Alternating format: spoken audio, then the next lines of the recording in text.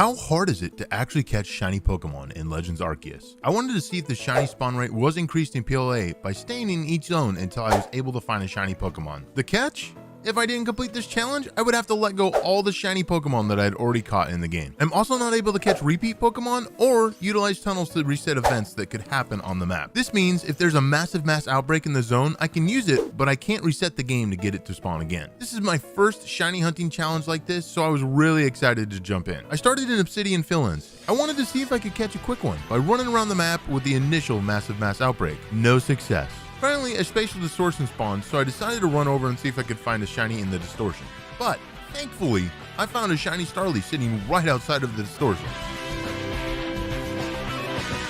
I was starting to feel like the spawn rate had truly been increased after it took just an hour to find the first one. Boy, was I wrong. Next, I decided to head to Cobalt Coastlands, and this is where things started to go south. In this zone, I also went to Massive Mass Outbreaks and unfortunately was not able to find a shiny Pokemon. So it's here that I decided to run around and try to catch everything I could.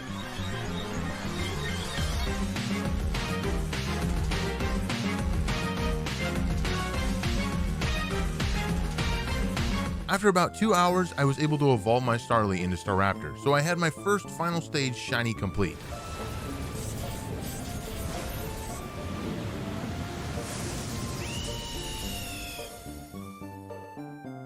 Let me tell you, this zone almost broke me. I ended up finding a shiny Magneton in a spatial distortion rift, but luckily for me, my game wasn't recording, so I had to get back to work.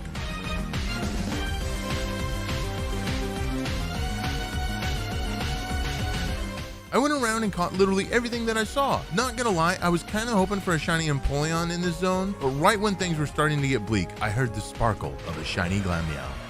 After 6 hours of hunting and a shiny fail for a video that I couldn't leave y'all without finding and recording, source, trust me bro, I had finally wiped out Cobalt Coastlands. For my next zone, I decided to run through the gates of the Coronet Highlands. Turns out, Weird Ear can't run through these gates. So, I flew over them instead and got to work. I had a couple target Pokemon in mind. I really wanted to get shinies for either Gliscor, Luxray, or Gyarados.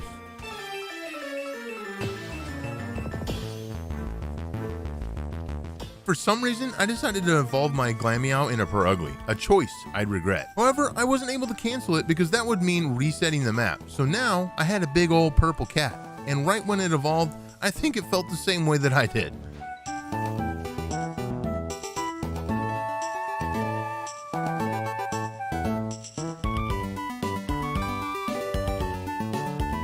With that out of the way, I was back to hunting Pokemon.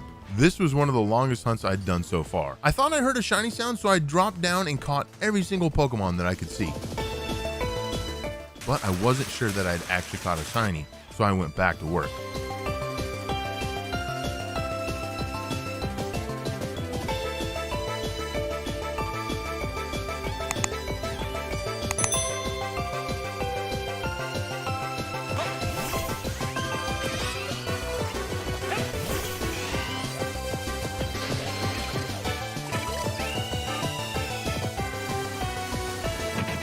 Thankfully, I didn't have to go long without finding a shiny Yanma, which has an amazing color swap on the blue. I caught my Yanma and found out that I had caught another shiny.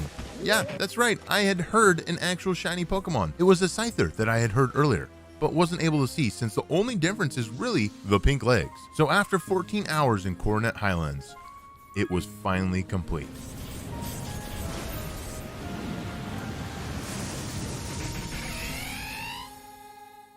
Next map I went to was Alabaster Icelands. This map has a couple of Pokemon on it that I really wanted shiny forms for, like Hisuian Zoroark, Garchomp, and Lucario. Much like the last maps, I went straight to work catching Pokemon because I didn't want to have another repeat of Coronet Highlands. Spoiler warning, I did.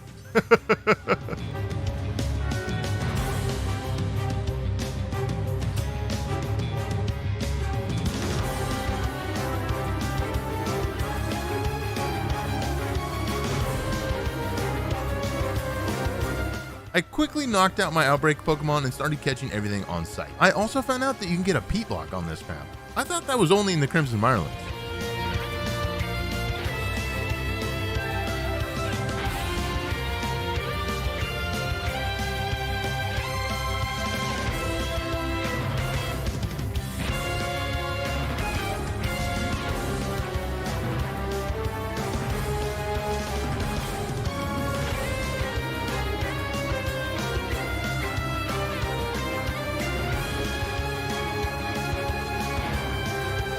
I decided to go check on Garchomp one more time, and unfortunately neither it or its pre-evolutions were shiny, but I could see something off in the distance.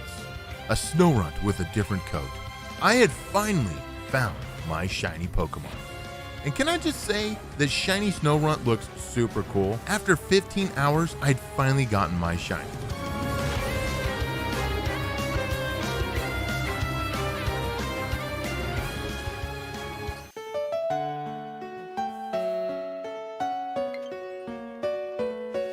And it was a female as well, so I was able to evolve it into a Frostlass, which was awesome, but I do wish it kept that little blue coloring that the Snorunt has on it instead of going to like a purple shade.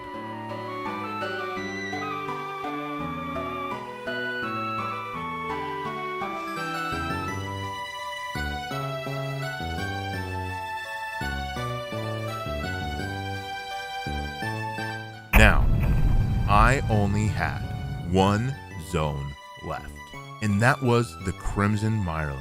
I set out to the Mirelands fully expecting another 15-hour hunt, so I saddled up on Weirdeer and rode into battle, ready to complete this shiny hunt. I ran into the Cyndaquil family line during a Massive Mass Outbreak, and I was really hoping that I was going to get a shiny Typhlosion. Unfortunately, it wasn't in the cards.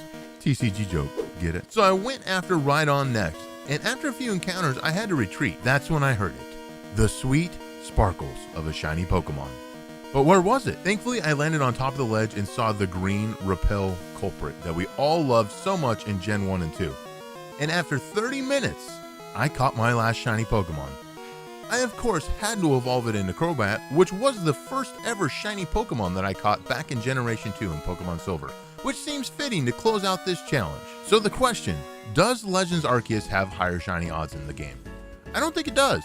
Sure, there's mechanics that you can use to find shiny Pokemon much quicker than we could in the past. However, without using those and simply hunting in the zone, it took me almost 40 hours to catch all 6 of these Pokemon. If you enjoyed the video, make sure to leave a like and a comment so I know that you want to see more videos like this in the future. And until next time, happy shiny hunting.